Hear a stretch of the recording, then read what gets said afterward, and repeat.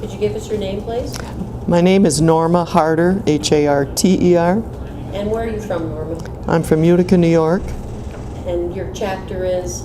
Upstate New York. Upstate New York. And could you tell us your relationship to our 10th Mountain soldier? He was my husband. And tell us about how you met and how you... Tell us that story. We love a good story. You do like stories like that? Yes. Tell us how you met. Okay, he was already in the service, and his home was Mohawk, New York, which is just a little bit east of Utica. And I went there to teach, unmarried, of course, and his father had a hardware store right there. It was a little business district, and the Harters were in the center of it. The ladies at whose home I roomed took teachers in, of course, and so she was happened to be the town clerk with an office across from the hardware store. So one day she came home and she's so excited. Lawrence Harter's home. Lawrence Harter's home. Oh, who's Lawrence Harter? You know. So really, she is the one that decided that Lawrence Harter and I ought to get together. So when he came home he was home on furlough then. So she informed him about the teacher that was staying at her house, and it happened that I was going to take a trip west. Well, he was, of course, in the west, so she and her friend decided that Lawrence ought to come over and tell me about how to go make this trip. So they arranged for him to come over, and of course when he walked in I almost died because he was so handsome. Describe him to us. What did he look like? Well, of course, in a uniform. They were all handsome in uniforms, you know. And so anyway, from that, I broke the engagement to the fella that I was going to go see. And eventually, that was in the fall of 1944. He came home again in 45 and was out of the service in the fall of 45, and we were married in January of 46. So I really didn't know him all that much. So when you met him, let's go back to when you met him. You met him in the fall of 1944. Right. And he was still out at camp. No, he was no longer in the 10th Mountain Division. Okay. No, they had long gone. He was hurt on the mountain, and I really wanted to tell you about how he got in the 10th Mountain Division, but anyway. Well, we can get to that. So okay. Let's do the story first of how you met him. Yeah. So you met him in 1944 in the fall. Right. And he was out of the tent. Yes. And so did he go overseas at all? No, he didn't go. Okay, so then let's go back. So then he didn't have these war experiences, but he did have his 10th Mountain experiences. So yes. Did he tell you how he got into the 10th Mountain? Yes, he told me this. Well, he mentioned it many times during the course of our married life. At first, not a lot, but eventually we talked about it. I have a picture that was in the newspaper. Being where we live, and as you know, it's just in the foothills of the Adirondacks. Mm-hmm. So skiing was a part of his life from youth up. So anyway, and he was a member of the National Ski Patrol. And the picture that I have to show you that was in the newspaper, of course, has to do with the ski patrol. And it was time for him to go in the service. And he knew, and Minnie Dole kind of kept track of his members of the ski patrol, and so he got in touch with my husband as one of the members, and said, "Now you know, if you can put off, don't enlist yet. If you can put off going in the service," he said, "we're going to get the ski troopers going." So he said, I managed to. So I got all the applications and everything and got his 3 letters of recommendation. And in fact, he went down to New York, which was something in those days, to meet with Minnie Dole and the group and find out what they had to do in order to get in the ski troops. So anyway, he was accepted and went into the ski troops in February of 1943, or went in the Army in February of 1943. And I guess, as I recall, he said he went to Camp Upton because everybody had to go through basic training one way or another. And he told me many times, or he mentioned many times about the trip to Camp Hale, that it wasn't quite ready for his group that was going. So he said they rode us on the train all around the country for about 3 weeks. You know, like up to Lake Louise that's in the north, and he said we went all over. Well, why'd they do that? Till they were ready for the 86th, I guess. But anyways, so that's how he got to Camp Hale eventually. And it took forever to get there. You mean like airplane circle? Like the airplane circle, the train just rode around with the soldiers on it until. I've never heard that. That's interesting. Mm-hmm. Well, in his case, that was the way it was too. That was one of the things I wanted to tell you. Tell us about your husband. Tell us how this training, how do you think that this training that he went through made him the person that he was? Well, I know he loved the Army. I know he loved every minute at Camp Hale, and he never complained about being uncomfortable or cold. In fact, he said that in those days, hand warmers, of course, doing a hunter and being in the cold in northern New York, and in his father's hardware store, they had a lot of these things. And he said that he had his father send him 2 hand warmers, which saved him, as well as some of his other buddies. But he loved it, and as far as I can tell from the stories that his mother told, I don't think that he ever complained a bit about being uncomfortable. Did he ever talk about the D series? Was he there? Yes, he was there, and I have some pictures too that were taken. Yes. What did he tell you about the D series? Well, I really can't remember. I know that he talked about how cold it was, and about the mules, and about the things that they had to do. I wish he was here to tell you. And what happened to him that he left the tent? You said he was injured? He was injured. His leg was injured. And I can't give you the date, but he said he doesn't remember going to the hospital, exactly what happened after he was taken off the mountain. But they took him to Fitzsimmons Hospital in Denver. And while there, he got osteomyelitis in the leg. So he's always had a scar in the back of his knee. Of course, you know, the medicine was a little bit different in those days. And while there, he contracted scarlet fever in the hospital.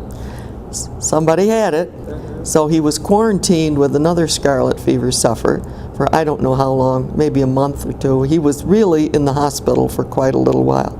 And while he was there, the 10th was moved out to Camp Swift. And then he never got back. So he never got back into the 10th. And then he just got out of the Army? Oh, no. He was in, I know he was in the 90th Infantry. I have a picture of him being on the basketball team in Muskogee, Oklahoma. I know he was at Camp Carson. Well, I think the 90th stayed at Camp Hale. Did they? Well, then I've got a picture of, then that's where the picture was taken then, of the basketball team. And he's sitting in the middle holding the basketball that says 90th Infantry. Oh, really? So, because what I remember hearing was that the 10th moved down to Camp Swift, the 90th stayed up there at Fort Carson or somewhere in Colorado Springs area, and they never left that area. They never went I can't answer that. He went from the 10th into the 90th? I think so. Yeah. I think so. I don't know whether he was in Colorado Springs or not, but I know he used to go there like they did for recreation. Well, I think Camp Carson is outside of Colorado Springs. Of what? I think it's outside of Camp Carson. It was outside of or nearby Colorado Springs. That's probably, yeah. Maybe that was when he was in the 90th. And when did he leave the Army then? When did he get out of the Army? He got out of the Army in October 1945. Okay, so when you met him, he was in the 90th. No? I can't tell you what, his patch was altogether different when he was discharged. Oh, it was. So I do have a picture with that on it, but from then on he was in the, you wouldn't call it the regular Army, but he was in a they call it the cadre. They were training soldiers, training recruits. Okay. And I went to see him in Camp Rucker, Alabama, when he was doing that before the war ended. And you said that he loved the 10th. So when was the first time you and your husband went to a reunion or a gathering of 10th men?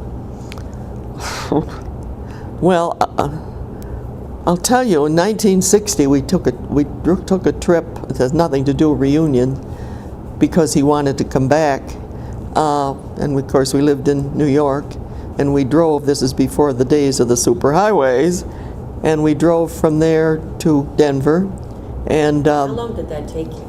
it only took, I think we left on Saturday and we were in Denver Tuesday. Oh, so it wasn't that long. You stayed along the way. Was a long, hot ride, and besides, we went to Camp Carson and Leadville and Golden, and he wanted to show me in Golden, where at one time there were to have a USO show, and I guess it was a small one, was coming out into the boonies wherever they were. So in order for the show to perform, they had to have a floor. So they found an old cabin there, and they took the whole floor out and put it and fixed it so that the performers for the USO could perform there. And on the trip at that time, we was just a road through there, and he said that's where I put we put the show on for the USO. That's interesting. And did you go to any national reunions? The only other national reunion we went to was the one at Fort Drum. You went to the one at Fort Drum. That was 1998. 98. Mm-hmm. 98. Mm-hmm. And so did he see a lot of his buddies from the 86?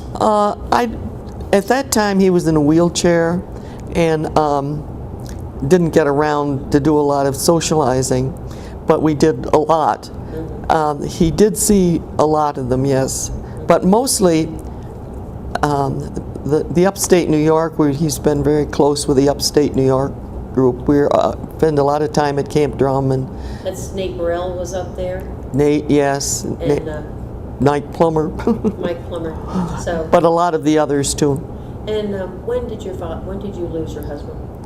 On March 11th, 2003. 2003. Yeah. And do you have children? No, we don't have any children. That's one of the reasons too why I'd like to have something. So what is it that you want? You want future generations to know about your husband. What is it that the legacy that future generations and people doing research should know about this man from New York that went into the troopers? He loved to ski. He loved the Army. He loved the 10th Mountain. There's no getting around that. And he said it was the best time he ever had. Isn't that interesting? Of course, he wasn't in combat, but I've heard nothing but horror stories about guys going into the 10th Mountain, you know, and how horrible it was even getting in. He never had a word to say against it. He loved the buddies that he always regretted that he didn't get to Italy. Yeah. That was his thing. Yeah. But it was fate. Is there anything else you'd like to add, or? It sounded like he was a really good man. Yes, he was. And anything else? Well, when we were married, I was from Western New York, which is flat as a pancake, and skiing was the last thing in the world that I expected to have to do. But on our honeymoon, we went to Pico Peak. Well, in those days, you went by train and bus and however. So here we are on trains and buses with skis and ski poles and ski boots and changing trains and boats, and of course, changing trains and buses. And of course, Pico Peak had nothing much then but a T-bar and a rope tow. It's a beautiful place now. I have some movies of that. So I had to learn to ski. Are you a good skier now? No, never was, really. You just skied for him? Just skied for him, yeah. So I guess that kind of takes care of it. I wanted people to know how important it was for the ski patrol people. And Walter Prager and who was the other one? Walter was killed, but they were in the same The Torgal? Torger Tokel, and I think it's Torger Tokel. I have a skier, with on a piece of ski that the fellas out in front would really love to have, and I'm going to give him his uniforms too, the ski pants and so forth. But he said that he thought Torger, which one would it be? Torger Tokel is one he got it from because he was in his company. He said, I don't know whether he carved it or not, or where he got it from, but I guess maybe he was selling them, I don't know. But he brought it home, and of course it's a delicate thing because it's all carved from one piece of wood. And he brought it home to his mother, and of course then I had it, and I've dusted it for 55 years. And now I don't know what to do with it. But somebody's going to have it, yeah. But he never had one bad word to say about the Army. In fact, he said after when he first went there, first went in the Army, he thought, boy, this is easy compared to the hard work I had to do in the hardware store. The Army's a breeze. And then another thing too, he was a trout fisherman and loved, of course, being in the Adirondacks. So the trout fishing in Colorado was a fisherman's dream, So he had his father send him his fish poles, and he said, believe it or not, the officers gave me special permission to go out and fish. So he went out on certain... Was that Camp Hale or Camp Carson? Camp Hale. Camp Hale. And there was, evidently in the summertime, I suppose it was, and he used to bring the fish back for them to eat. The trout, the beautiful trout, Yeah. So anyway, he really liked it. And I appreciate your girls allowing me to spout off like this because it gives me a chance to relive some of it. Yeah. Well, we appreciate that you're sharing it with us because it's a different perspective than we have in our archives.